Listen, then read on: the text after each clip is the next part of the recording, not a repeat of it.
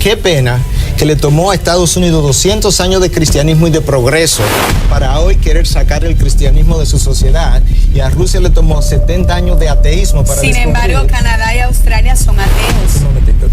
Sin embargo, le tomó bajo fundamentos cristianos. Japón es ateo, por ejemplo. Okay. Tampoco es gran mayoría de la población. Tampoco es ateo. Bienvenidos y gracias por estar aquí. ¿Cómo no? Vamos a comenzar a hablar de la pregunta que es la que tenemos hoy. ¿Las religiones unen o desunen? ¿Cuál es la opinión de cada uno? Yo considero que la humanidad necesita un diálogo y hay que comenzar entre Oriente y Occidente. Realmente, ¿por qué razón? Porque la humanidad necesita mejor otra condición de vida. No podemos seguir viviendo con esa deshumanización que tenemos. Por ejemplo, el Corán en 8:12 dice cortarle el cuello a los demás. Y en la Biblia dice en Ezequiel 9:6, matar joven, niño y viejo hasta que no quede uno vivo. Incluso en Lucas 19:27 dice, traedme todo aquello que no quieren que gobiernen y degollarlo en mi presencia. Yo considero que esos conceptos no son adecuados para unir a los seres humanos. Es decir, que la religión realmente no une, desune, porque tenemos un mundo deshumanizado. Realmente hay 4 factores que influyen a los males de la humanidad, que son la ignorancia, la religión, la propiedad privada y el dinero. Y la ignorancia está en la mayoría de los seres humanos que han sido inculcados desde su concepción hasta que mueren. Pastor Miguel Núñez, Pastor Miguel Núñez, ¿las religiones unen o desunen? Yo voy a introducir la respuesta a mi pregunta con esta otra ilustración. Hacer esa pregunta es como preguntarnos si las paredes y muros unen o desunen. Los muros y las paredes unen todo un edificio. No puede tener el edificio sin paredes, pero claro que dividen cada vez que establece una pared. Pero tú no puedes tener un edificio sin la pared. Entonces, las religiones tienen el potencial de unir la humanidad, y tú no puedes tener una nación, y yo quiero hablar un poquito de eso rápidamente, sin una religión. Esa es la realidad. Por otro lado, las religiones han causado división. Pero eso es como preguntarnos si la política une o desune. Bueno, desune, pues entonces no vamos a tener partidos políticos. No, ese no es el problema. El problema no está en la política, está en el corazón del hombre que hace política. Entonces, pero hay una cosa, perdón, Miguel. Yo lo que pienso, y me puedes sacar de la duda, es que cada religión, como dijimos aquí al principio, piensa que tiene la verdad absoluta y piensa que las otras no la tienen. Entonces, eso crea un descontento entre un musulmán, por ejemplo, que cree en lo que cree, y un cristiano que cree en lo que cree. Okay. Pero la religión no es la única rama del saber que cree eso. La ciencia piensa que tiene la verdad. También. O sea que hay un concepto de verdad que existe en todos los ámbitos del saber. Yo lo que necesito es saber cómo yo voy a buscar esa verdad.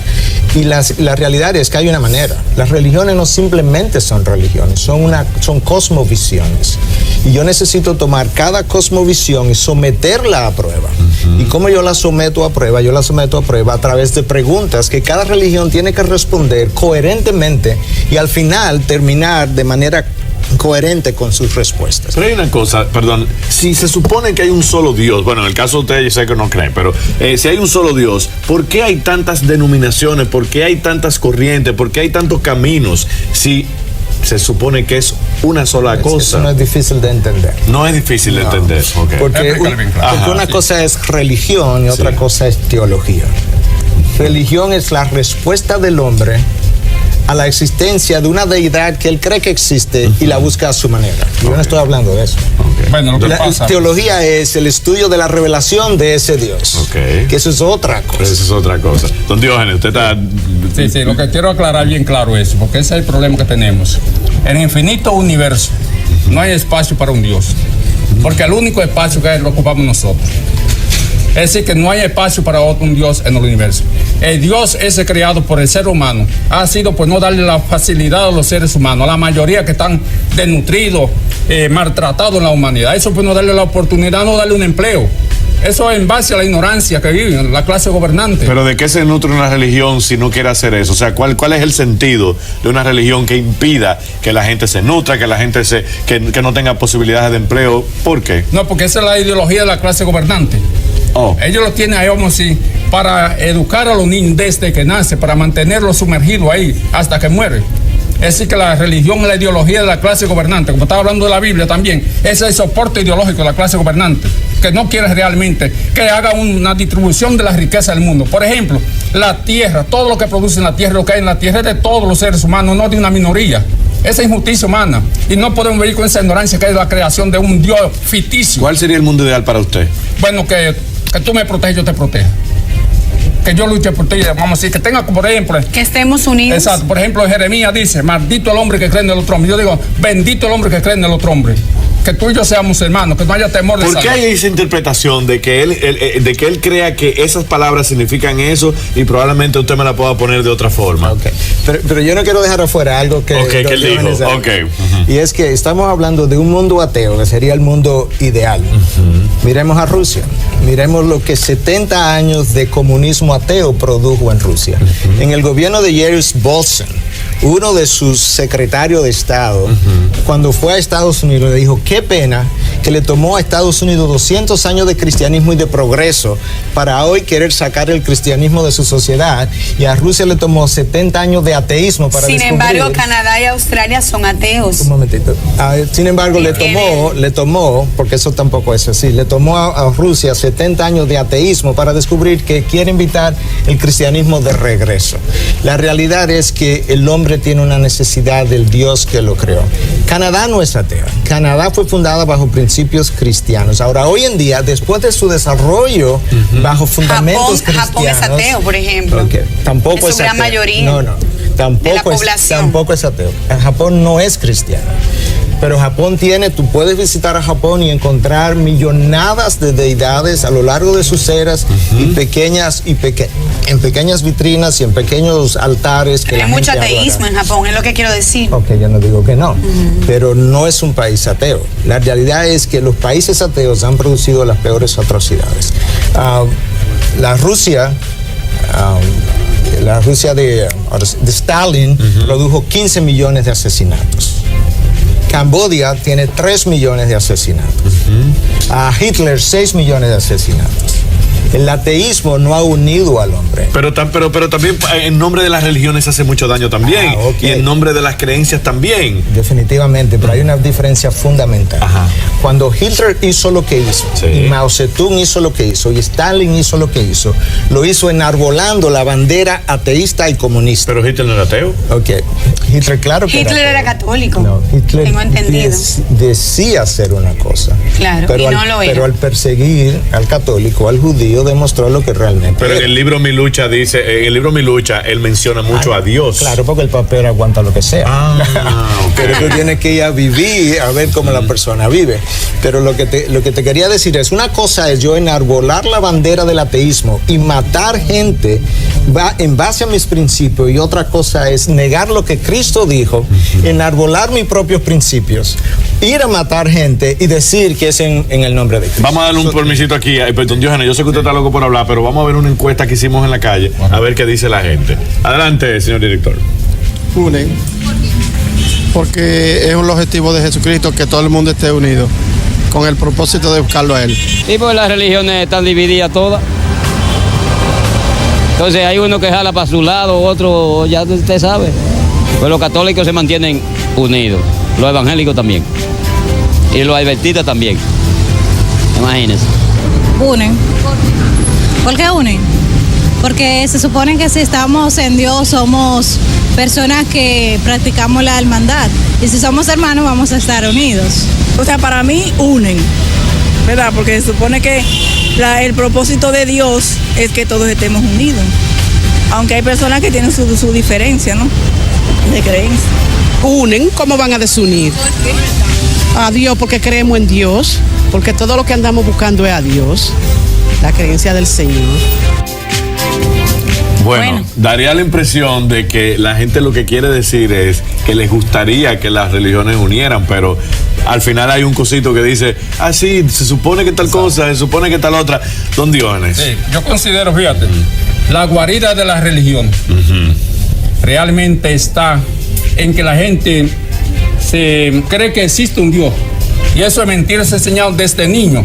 Por ejemplo, desde que comenzó la persona a existir, comienzan diciendo lo que Dios, pero entonces no tienen el valor realmente de decir que no existe un Dios. Si existiera un Dios, no existiera la maldad. Realmente, si fue un Dios que hizo el mundo, ¿por qué tanta maldad existe en el mundo? Entonces, por ejemplo, el creador de una obra perfecta hizo una obra perfecta.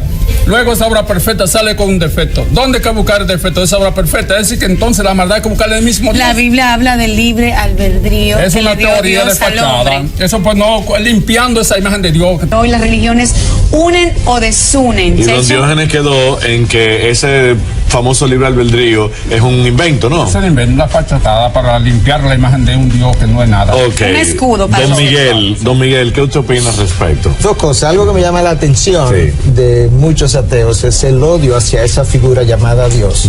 Si no existe, ¿por qué odiarlo tanto? ¿Usted odia a Dios? Realmente, la existencia de Dios no se puede negar.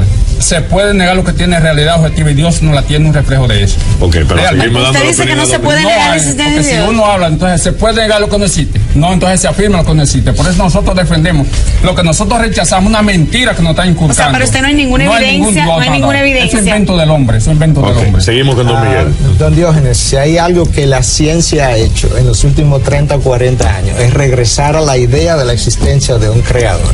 La revista Time Magazine, primera página, frontal, hace unos años atrás, publica un artículo diciendo de una manera sorprendente e inesperada, en los últimos 30 años la ciencia ha vuelto a regresar a la idea de un creador, por un concepto sumamente básico de las leyes de la termodinámica.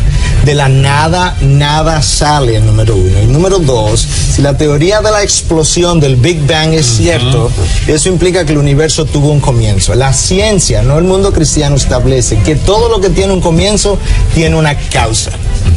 Y esa causa tiene que ser pensante para originar un mundo de una forma tan armónicamente diseñada y que funcione de una manera tan extraordinaria. Lo que ha pasado es algo que Blaise Pascal, el gran matemático, predijo más de 100 años atrás, cuando decía poca ciencia aleja de Dios. Eso le pasó a Darwin. Mucha ciencia nos acercará a Dios.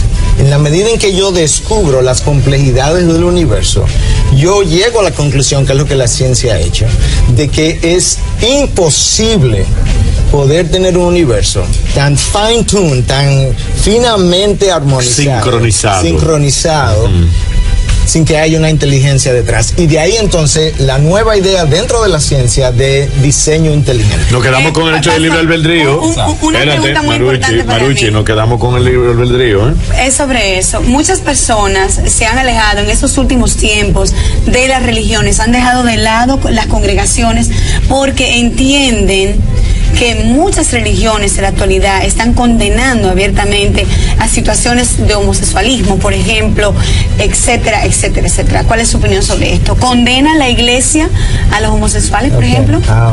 Yo creo que yo te puedo responder eso con mucha propiedad, porque siendo pastor... ¿Qué tiene que ver esto con el libre albedrío, me imagino? Bueno, el libre albedrío es otro asunto teológico que tenemos que discutir, pero para contestar tu pregunta, siendo pastor y viviendo en Estados Unidos, yo tenía un estudio bíblico en mi propia oficina. Soy médico también, soy infectólogo, y en calidad de infectólogo he tenido que lidiar mucho con ellos, y tenía un estudio bíblico en mi propia oficina toda la semana para pacientes con SIDA, pacientes homosexuales. Entonces, el odio hacia las personas, claro que no.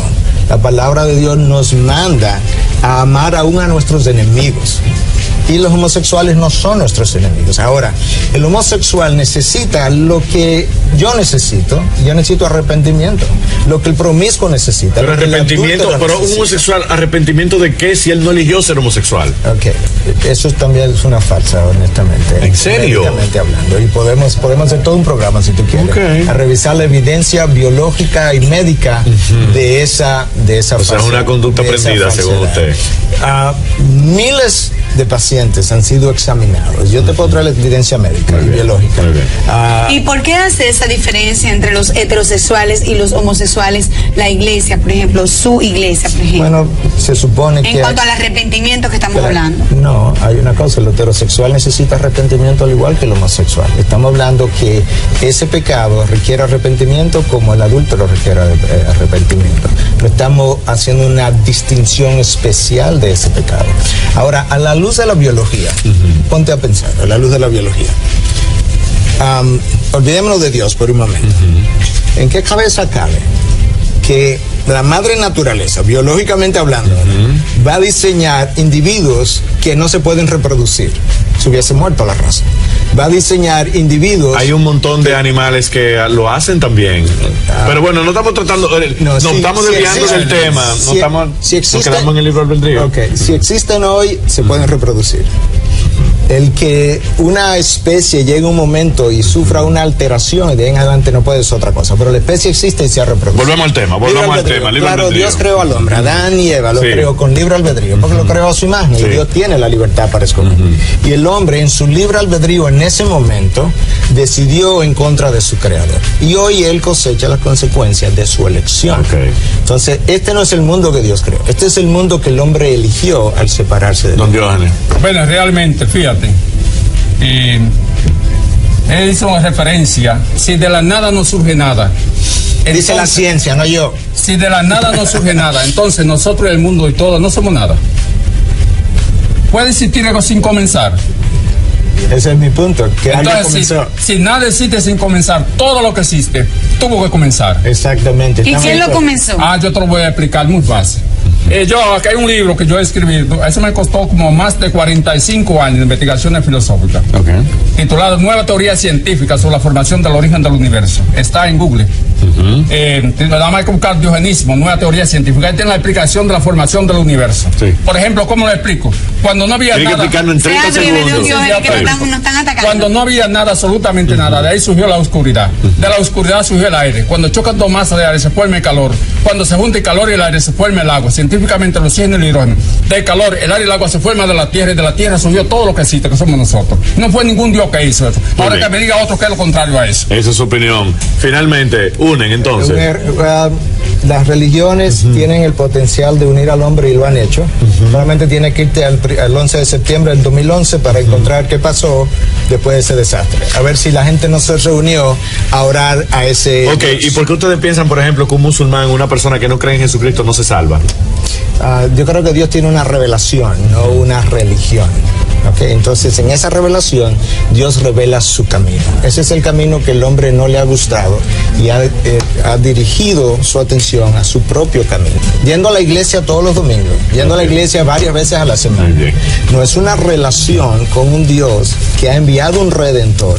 Envía ese redentor y el camino revelado. Bueno, don Miguel, no tenemos más tiempo para el tema, la verdad que es muy interesante, hay mucha tela por donde cortar. Pero no puedes descubrir el origen del universo con argumentos filosóficos. Muy bien. Eso es una imposibilidad. La ciencia no te aceptaría eso. Muchísimas gracias por su participación, por su tiempo. Gracias.